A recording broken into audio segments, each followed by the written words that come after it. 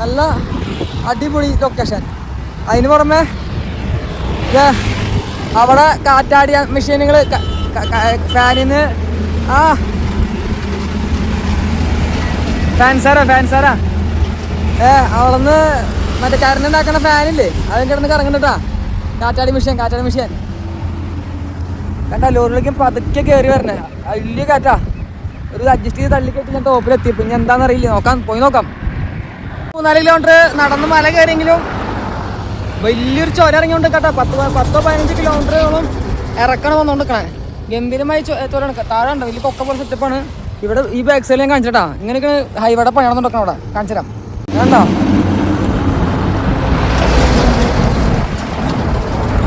ഈ വലിയ മല പൊട്ടിച്ചെടുത്തോണ്ടിരിക്കണം. ആ ഒറ്റ മര വരണ വഴിക്കൊക്കെ ഉണ്ട്. എന്നിട്ട് ഹൈവേടെ പണിയാണെന്നുകൊണ്ട് നിൽക്കണു. താഴെ കൊക്ക പോലെ നല്ല മലമുള്ള നിൽക്കണ്ടാ. നമുക്ക് എന്തെങ്കിലും മുന്നോട്ട് പോവാം. ബ്രേക്ക് ശരിക്കും കിട്ടില്ല. അതുകൊണ്ട് ഇങ്ങനെ പതുക്കെ ഇറക്കി വരണേ. ആട്ടങ്ങളെ മേച്ച് വരണ്ടാട്ടോ. അപ്പോൾ വേണ്ട, ജർമ്മൻ ഷിപ്പേഡാണ് കാവല് ആടിന് മുമ്പിൽ. പുലി പോണ വരെ പോണ. ഈശ്വര എൻ്റെ അടുത്ത് കയറില്ല കേട്ടാ. കുറേ ആട്ടങ്ങളുണ്ട്. ജർമ്മൻ ഷിപ്പേഡ് പോണൊക്കെ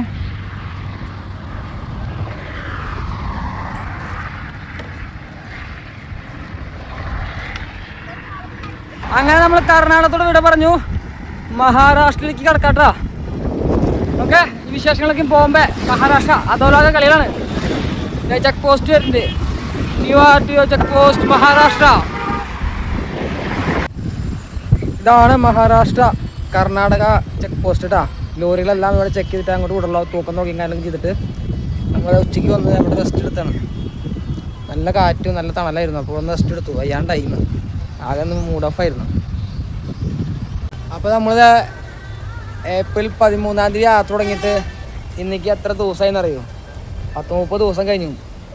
അപ്പോൾ കേരളത്തിൽ നിന്ന് കർണാടകയിൽ നിന്ന് ഗോവയിൽ നിന്ന് വീണ്ടും കർണാടക, പിന്നെ കർണാടക മഹാരാഷ്ട്ര ബോർഡർ വരെ എത്തിക്കണം. 1300ഓളം കിലോമീറ്റർ ഇപ്പോൾ നമ്മൾ ചെയ്തിട്ടുണ്ട്, റൈഡ് ചെയ്തിട്ടുണ്ട്. ഇനി നമ്മൾ മുന്നോട്ട് പോവുകയാണ്. ഇപ്പോൾ സമയം ഏകദേശം 5 മണിയായി. ഇനിയിപ്പോൾ ഞാൻ അധികം ചവിട്ടണില്ല. കുറച്ച് ദൂരം പോയിട്ട് ഇന്നൊരു 32 കിലോമീറ്റർ കയറ്റം സംഭവിച്ചിട്ട് വന്നിട്ട് എനിക്ക് ആകെ വെയിലും ഫുൾ ഓഫായി. ഇനി ദാബ ഏതെങ്കിലും നോക്കിയിട്ട് ഡ്രസ്സ് ഒന്ന് കഴുകാൻ സെറ്റപ്പ് നോക്കണം. നന്നായിട്ട് ഉറങ്ങണം. നമ്മളതുകൊണ്ട് ടെൻഷൻ അടിച്ചിട്ട് ഉറക്കം പകുതി പോയി. അപ്പോൾ എന്തായാലും നമുക്ക് ഇനി മുന്നോട്ട് യാത്ര പോകാം. അപ്പോൾ എന്തായാലും ഇവരെ കൂടെ ഒന്ന് സപ്പോർട്ട് ചെയ്ത് എല്ലാവർക്കും 1000 നന്ദി. ഇനിയും കൂടെ ഉണ്ടാവുമെന്ന് പ്രതീക്ഷിക്കുന്നു. ഇതുവരെ കുഴപ്പങ്ങളൊന്നും ഇല്ലാണ്ട് പോകുന്നു. എന്നുള്ള കുഴപ്പങ്ങളൊക്കെ നമ്മൾ തരണം ചെയ്തു. ഇനിയുള്ള കുഴപ്പങ്ങൾ എന്തായാലും വരുന്നറിയാം. എന്തായാലും നോക്കി നമുക്ക് മുന്നോട്ട് പോകാം. ഓക്കെ, വരാതിരിക്കട്ടെ എന്ന് പ്രാർത്ഥിക്കുകയാണ്. എല്ലാവരും സപ്പോർട്ട് ഇനിയും ഉണ്ടാവണം അഭ്യർത്ഥിക്കുകയാണ്. ഈ യാത്ര എനിക്ക് എന്തെങ്കിലും പൂർത്തീകരിച്ചേ പറ്റൂ. ഓക്കെ, അപ്പോൾ ബൈ.